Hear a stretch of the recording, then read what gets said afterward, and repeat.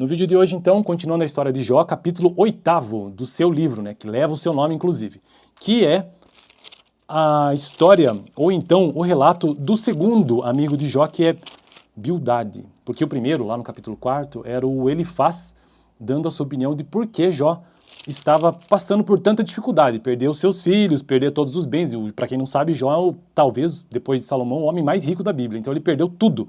E isso está no capítulo 2, capítulo 1 também. E Deus permitiu que ele sofresse tanto assim. Daí os seus amigos, depois de algum tempo, Jó está na penúria, mal da saúde, destruído, jogado na rua que nem um mendigo, os seus amigos, os 4 amigos, são 3 que aparecem a princípio, vêm até Jó, eles também são muito ricos, e ficam com ele sofrendo no chão.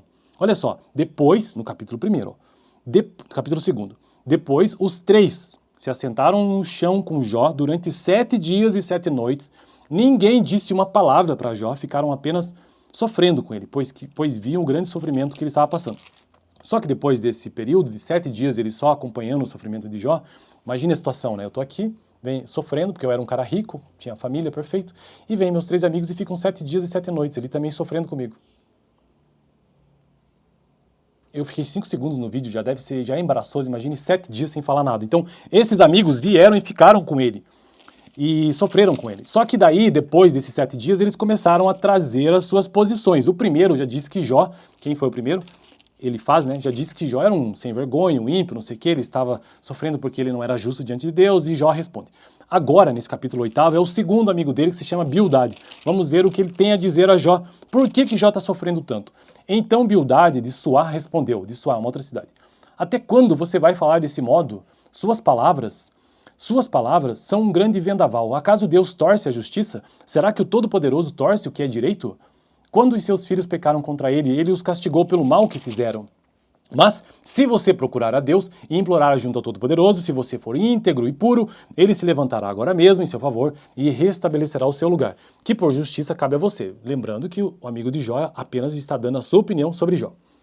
Não que seja verdade. O seu começo parecerá modesto, mas o seu futuro será de grande prosperidade. Pergunte às gerações anteriores e veja o que os seus pais aprenderam, pois nós nascemos ontem e não sabemos nada. Nossos dias na terra não passam de uma sombra. Acaso eles não o instruirão, não lhe falarão, não proferirão palavras vindas do entendimento?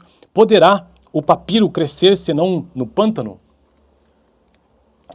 Papiro é uma planta, né? Por isso que ele diz isso. Sem água cresce o junco? Mal cresce e antes de ser colhido seca-se, mais depressa que qualquer grama. Esse é o destino de todo que se esquece de Deus. Assim perece a esperança dos ímpios. Aquilo em que ele confia é frágil, aquilo em que se apoia é uma teia de aranha. Encosta-se em sua teia, mas ela cede. Agarra-se a ela, mas não aguenta. Ele, o ímpio, é como aquele que é distante de Deus, é como uma planta bem regada ao brilho do sol, espalhando seus brotos pelo jardim, entrelaça as raízes em torno de um monte de pedras e procura um lugar entre as rochas. Mas quando é arrancada do seu lugar, este a rejeita e diz, nunca a vi. Este é o fim da sua vida. E do solo brotam outras plantas. Pois, o certo é que Deus não rejeita o íntegro e não fortalece as mãos dos que fazem o mal. Mas, quanto a você, Jó, e aqui ele finaliza a fala dele, pelo menos nessa primeira parte, quanto a você, ele encherá de riso a sua boca, e de brados de alegria os seus lábios. Seus inimigos se vestirão de vergonha, e as tendas dos ímpios não mais existirão. Então veja que esse segundo amigo de Jó, pelo menos essa primeira parte do discurso, ele finaliza dizendo que Jó tem um pouco de esperança, apesar de ser um lixo, né? Ele, no final, no capítulo inteiro, ele fica dizendo isso, né? Que Jó também é tão pecador e não tem o direito de questionar a Deus. Bom, então esse é o capítulo 8º, no próximo vídeo, capítulo 9º, continuando então a minha playlist aqui no canal, que eu estou construindo pacientemente, gravando todos os capítulos da Bíblia, do primeiro livro de Gênesis até Apocalipse. Já consegui concluir, se eu concluo, você também consegue, então Gênesis, Êxodo, Levítico, Números, Deuteronômio, Josué, Juízes, Ruth, 1º e 2º Samuel, 1º e 2º Crônicas, Esdras, Neemias, Esther e agora Jó. E eu nem lembrava qual que era a ordem dos livros, mas de tanto que eu gravo, eu até já decorei. Veja só, então você também faz. Valeu!